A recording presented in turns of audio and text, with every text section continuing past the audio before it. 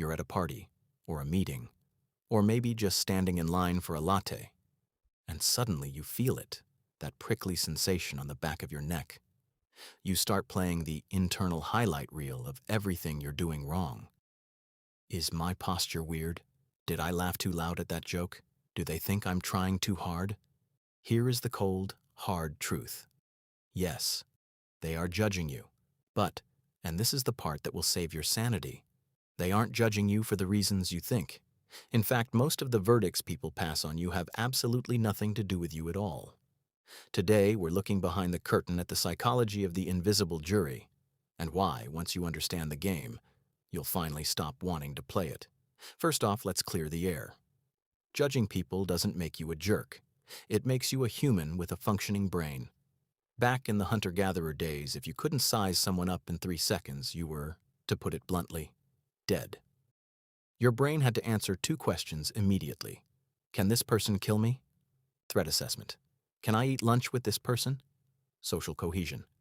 Fast forward to today. We aren't checking for spears anymore. We're checking for vibes. Studies show it takes about 7 seconds for someone to build a whole personality profile for you. They've decided if you're successful, lazy, kind, or shady before you've even finished your first sentence. It's not a personal attack, it's a biological shortcut. Your brain is just trying to save energy. Think of your brain as a massive, slightly overworked filing cabinet. It hates new information because new information is expensive to process. So it uses heuristics, mental cheat codes, wears a suit, file under, important/serious.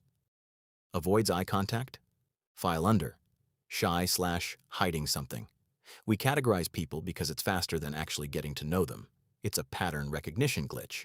We see a pattern, like you being quiet in one meeting, and we slap a label on it. You're timid. The problem? Most of the time, the brain is filing things in the wrong drawer, but it would rather be wrong and fast than right and slow. Now, here is where it gets juicy. Have you ever met someone who is aggressively judgmental? The person who critiques everyone's outfit, career choices, or parenting. In psychology, we call this projection. Imagine you're insecure about your own intelligence. Every time you see someone else succeed, it stings. So your brain protects you by finding a flaw in them. Sure, they got the promotion, but they're actually kind of a pushover. The rule of thumb: the harshest judges are usually the ones serving a life sentence in their own heads. When someone judges you, they aren't describing you. They're narrating their own insecurities. We are status-seeking primates. Whether we like it or not, our brains are constantly running a background program called social comparison theory. When someone looks at your shoes, your car, or the way you talk, they aren't really thinking about your life. They're thinking, where am I compared to them? Am I winning or losing? You aren't a person to them in that moment. You're a yardstick. If you're doing better, they might feel a sting of envy. If you're doing worse, they might feel a boost of superiority. It's a never-ending game of king of the hill that happens entirely in silence. Here's the biggest plot twist of the 21st century. You spend 90% of your time worrying about what people think of you. Want to know how much time they spend thinking about you? Maybe 1%. Psychologists call this the spotlight effect.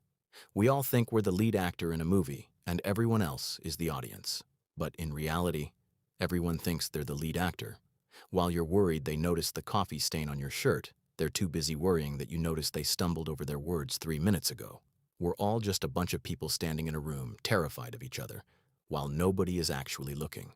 So, if everyone is judging you based on their own traumas, their own survival instincts, and their own ego, why does their opinion matter?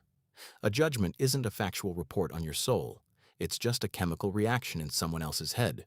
When you realize that someone's judgment of you is 90% about their past and 10% about your present, you stop trying to please the jury. You realize there is no jury.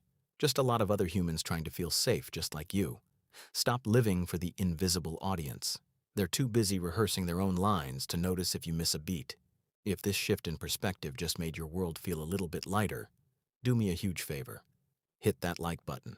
It helps the algorithm show this to someone else who might be spiraling over a weird text they sent 3 hours ago. And if you want to keep deconstructing the weird ways our brains work so you can live a more intentional, fearless life, subscribe and join the community. We're all just figuring this out together. Drop a comment below with the word unbothered if you're officially resigning from the invisible jury today.